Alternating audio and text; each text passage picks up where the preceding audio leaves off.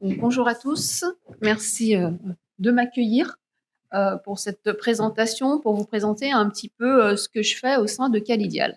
Alors, pour répondre à la question, moi je suis Stéphanie Spataro, je suis salariée, comme ça c'est un des engagements possibles, c'est volonté de l'établissement et volonté de ma part aussi, parce que quand à 40 ans on se retrouve au chômage, forcément, si on nous propose une activité salariée, dans laquelle je ne savais pas que j'allais m'engager comme ça, hein.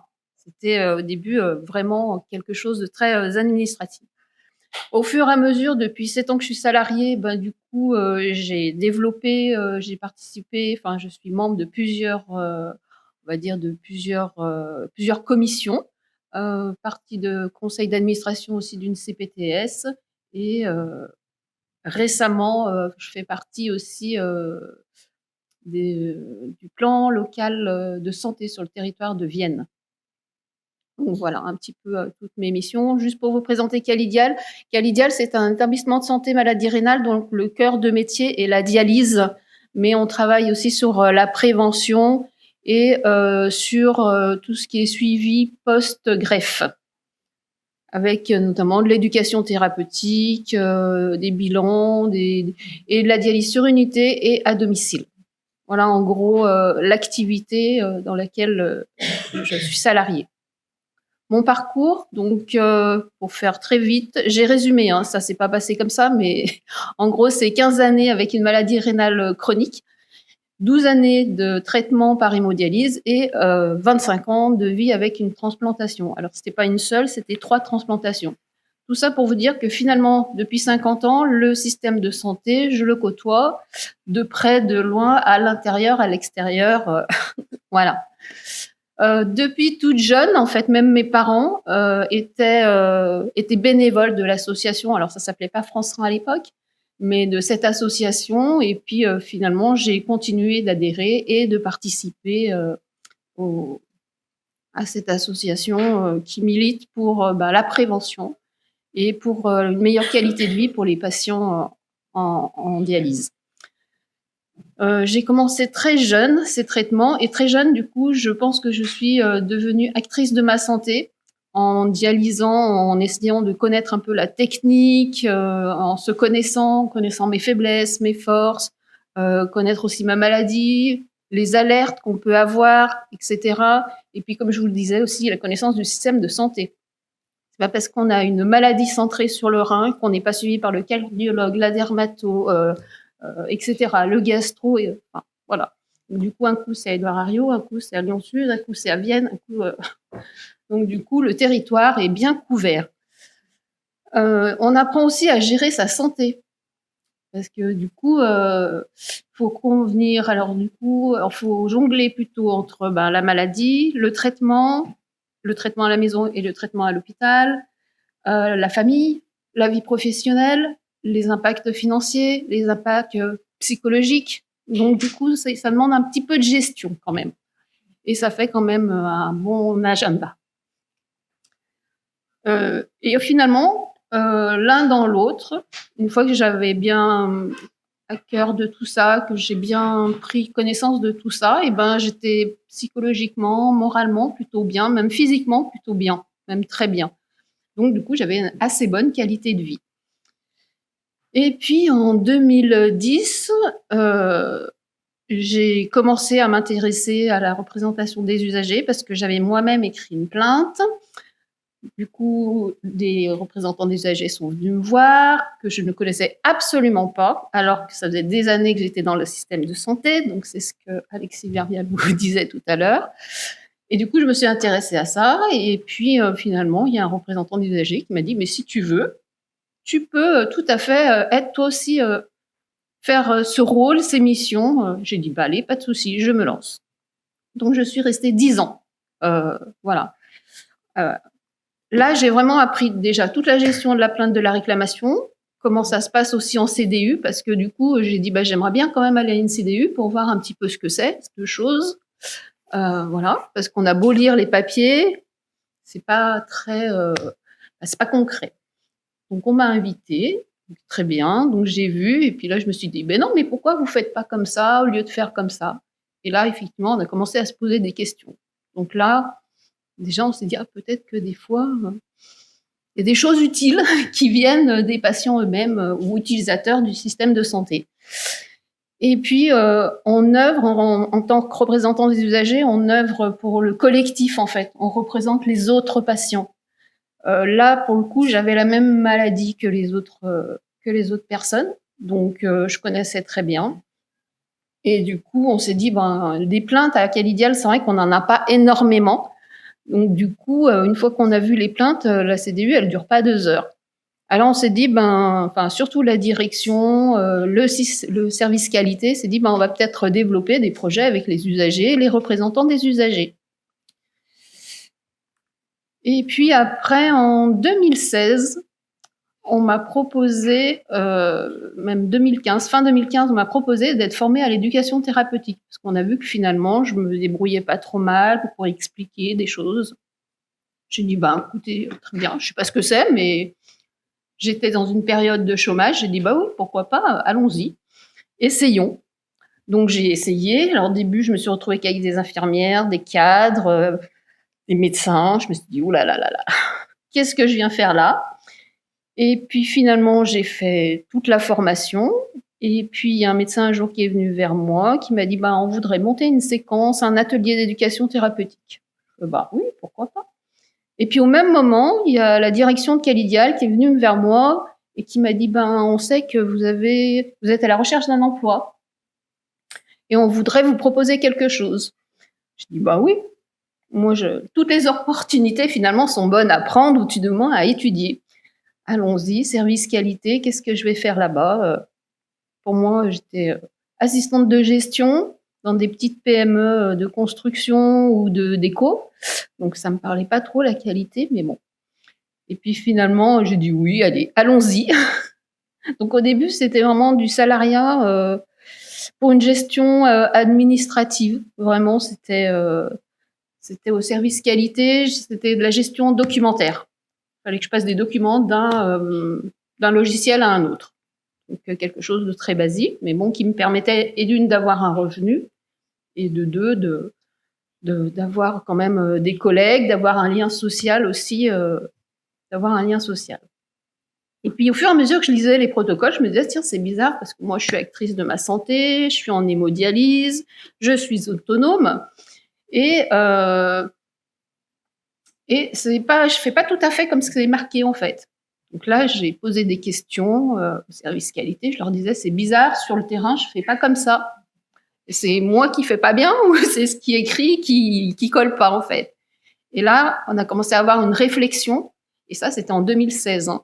Donc, on a eu une réflexion sur l'importance de l'expérience des patients. Sur est-ce que c'est une plus-value? Est-ce que c'est bien? Est-ce que c'est pas bien? Comment on le travaille? J'étais pas encore patiente conseil. J'avais une mission administrative. J'étais employée administrative. Et puis est arrivé le Covid.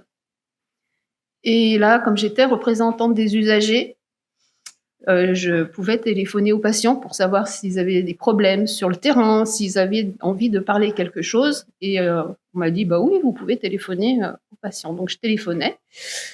Et puis en fait, je restais 1 heure et demie au téléphone, à les rassurer, à leur demander de quoi ils avaient besoin, qu'est-ce qu'ils ne comprenaient pas, comment. Et après, je faisais un retour au service qualité. Puis au service qualité, on m'a dit, bah c'est bizarre quand même. Parce que toi, tu restes 1 heure et demie au téléphone, et puis la psy ou la diète, et ben justement, elle restait 5 minutes et les patients, ils n'avaient rien à leur dire. Tout allait bien. Alors que moi, ils disaient, bah non, j'ai un problème, je bouge moins, donc j'ai plus de poids, etc., etc. Donc là, nouvelle réflexion, mais cette fois-ci avec la direction. Donc vous voyez, c'était en chaîne, et c'était 2016 jusqu'à 2020, petit à petit. Et là, effectivement, la direction, elle a vu que finalement, c'était une plus-value de la pérédance, du coup. Quand on parle d'un patient à un autre patient, c'est de la pérédance. Et du coup, c'était une plus-value. Et là, on s'est dit, ah, il va peut-être falloir créer un vrai poste avec une vraie fiche de poste, avec des objectifs et des indicateurs. Parce que tout à l'heure, j'ai entendu qu'on parlait d'indicateurs, parce que nous sommes dans le système de santé, donc le sanitaire, Et le médico-social travaille avec des indicateurs. Et voilà. Et du coup, à partir de 2020, ça s'est vraiment accéléré, ça s'est vraiment développé. Et par contre, j'ai été obligée d'arrêter ma mission de représentante des usagers à Calidial parce que ça chevauchait un petit peu avec mon job. C'était pas très bien quand même, où il y avait peut-être des conflits d'intérêts. Donc voilà. Donc pour vous dire que ça se fait pas tout seul, qu'il faut quand même, la direction m'a quand même salarié pour un poste administratif, certes, mais qui en 7 ans s'est grandement développé. Donc je suis au service qualité, c'est sûr que j'ai une mission qualité avec des audits, les événements indésirables, etc. Mais du coup, on essaye de les voir autrement. Un exemple, je viens de vous parler des événements indésirables. Quand c'est associé aux soins, en fait, eh ben, on essaye, bon, on fait notre enquête auprès de l'équipe, évidemment, de savoir ce qui s'est passé. Mais de temps en temps aussi, on va voir le patient, parce que lui, il a été victime finalement de l'événement indésirable. Même si c'est sans conséquence pour lui, il l'a vécu. Et du coup, c'est bien aussi de recueillir sa parole, justement, pour avoir les deux versions et proposer. Des fois, les actions proposées par les pros, c'est pas tout à fait les mêmes que celles des patients. Et c'est là où c'est intéressant de croiser les deux. Donc, c'est plein de petites choses qui sont comme ça et finalement qui font une fiche de poste avec des missions et des rôles très précis. Donc là, je vous ai mis un petit peu toutes les missions, implication en ETP, oui, parce que du coup, j'ai fait l'atelier ETP. Je l'anime toujours parce que ça me tient à cœur. La transplantation, c'est un petit peu mon cheval de bataille, donc l'information à la transplantation. Du coup, je l'anime, cet atelier, toujours en binôme avec une infirmière ou un infirmier. On s'est aperçu aussi que dans la formation, on a parlé de la formation tout à l'heure, c'était très important pour qu'il y ait à la fois une partie théorique, si vous voulez, et à la fois une partie retour d'expérience de quelqu'un qui l'a vécu. Et que ce soit en ETP ou que ce soit en formation pour les professionnels, eh ben, c'est bien d'avoir les deux, en fait. C'est bien d'animer en binôme. Et puis, voilà. Et puis, je garde toujours mon lien très fort avec la commission des usagers, parce que c'était un petit peu là où j'ai un peu débuté, où j'ai vraiment pris un engagement fort. Donc, je fais beaucoup de relations avec les représentants des usagers, j'anime la commission des usagers. Et tout à l'heure, j'ai entendu qu'il faudrait faire des temps informels, parce que justement, on n'a pas que des RU, on a aussi des patients qui viennent témoigner en éducation thérapeutique, mais qui viennent aussi participer à des groupes de travail. Et justement, le 6 juin, on va faire une petite matinée où tout le monde va se rencontrer. Représentants des usagers, patients partenaires, et on a prévu de faire un petit atelier pour chacun puisse expliquer son rôle, il fait quoi, pourquoi, où, comment, etc.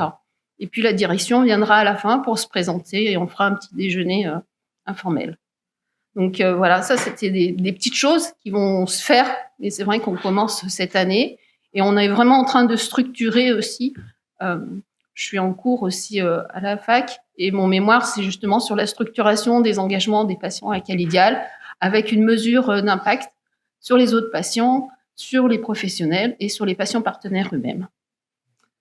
Voilà.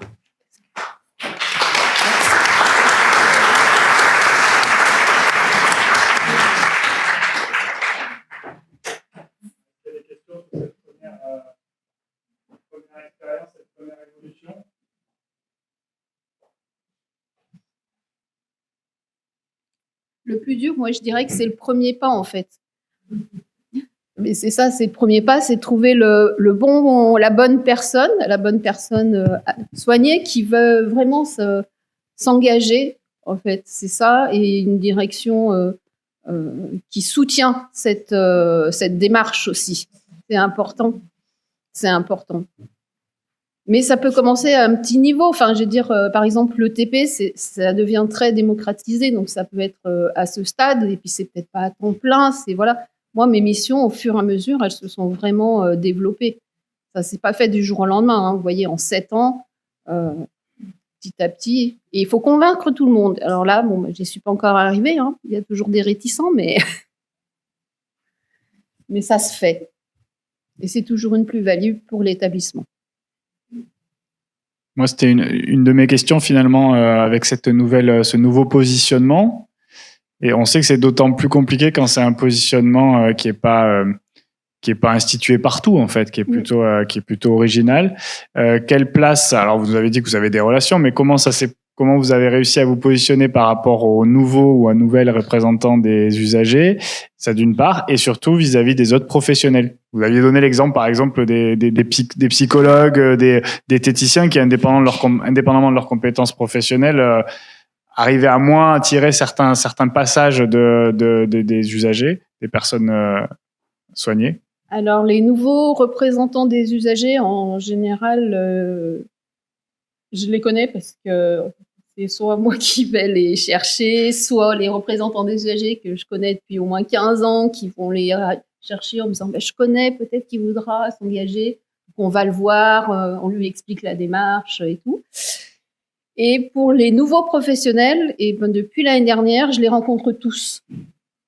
De la secrétaire au médecin, tout, à l'aide-soignante, à l'infirmière, aux techniciens, je les rencontre tous pour leur expliquer déjà les droits des patients, le fondamental, les lois, tout ce que Guillaume et Alexis Vervial vous ont raconté tout à l'heure. Donc ça, voilà. Et après, je leur présente un peu ma fiche de poste, dans quel but j'interviens, la pérennance, le partenariat avec les professionnels. Donc, tous m'ont vu au moins une fois. Après, moi, je ne les reconnais pas forcément parce qu'il y a beaucoup de monde, mais eux, ils me reconnaissent, donc c'est le principal.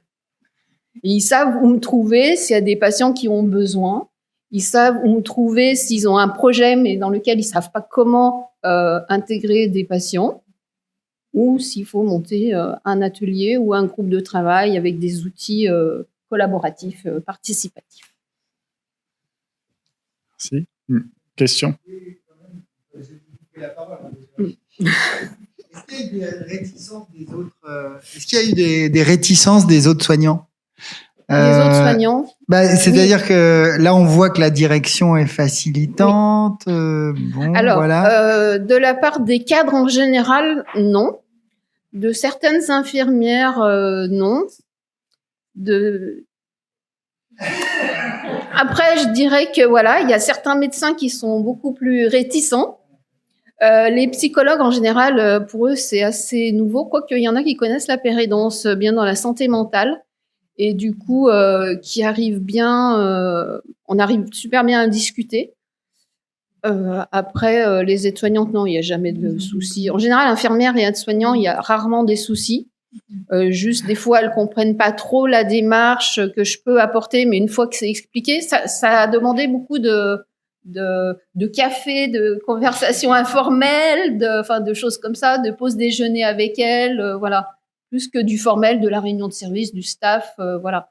Mais c'est quand même beaucoup expliquer, réexpliquer, entendre et écouter aussi, les écouter, quoi.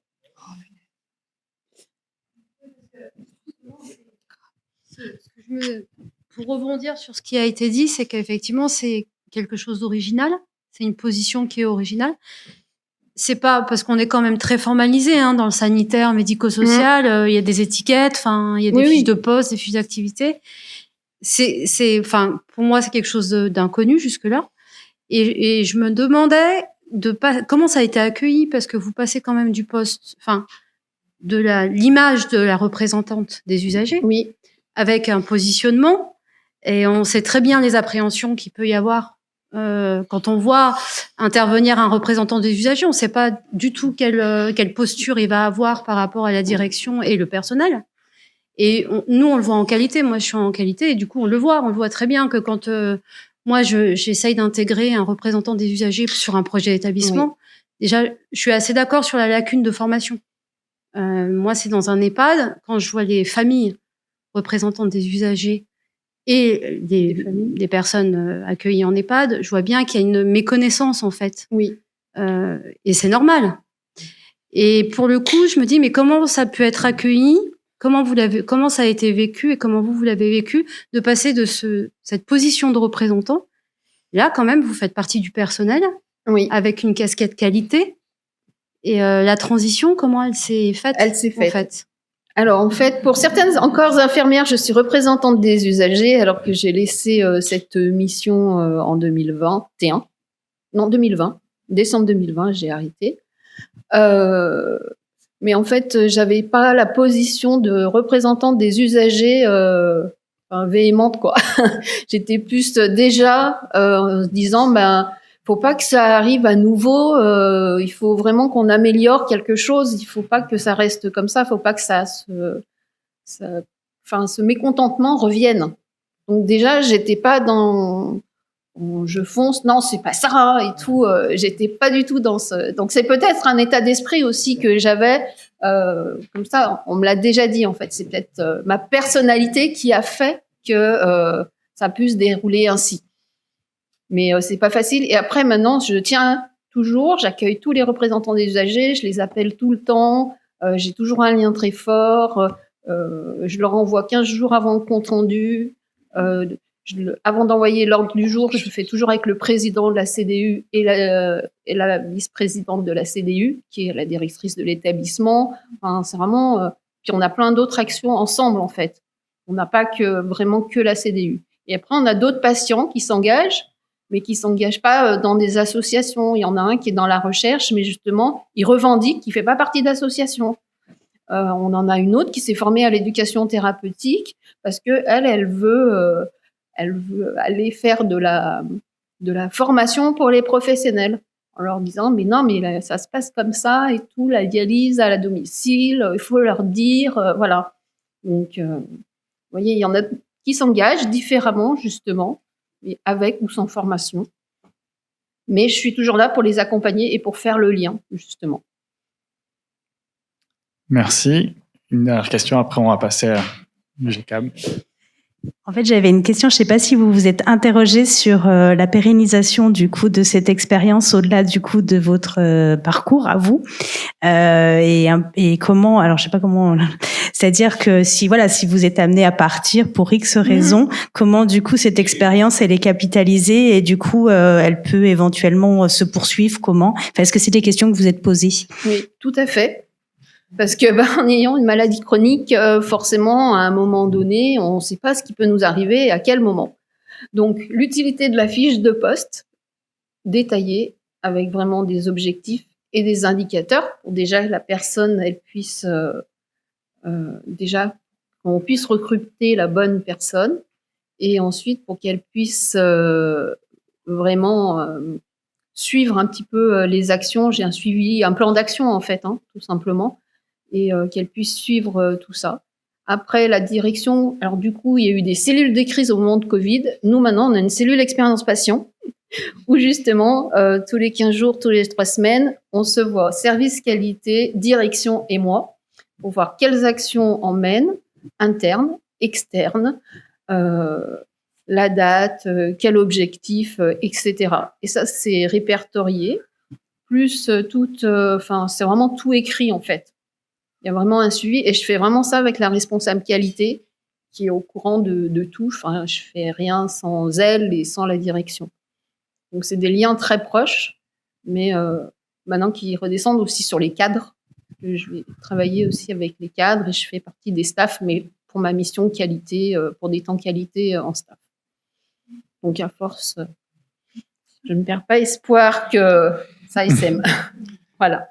Merci beaucoup. Restez avec nous. De toute façon, après, certaines questions peuvent être éventuellement croisées.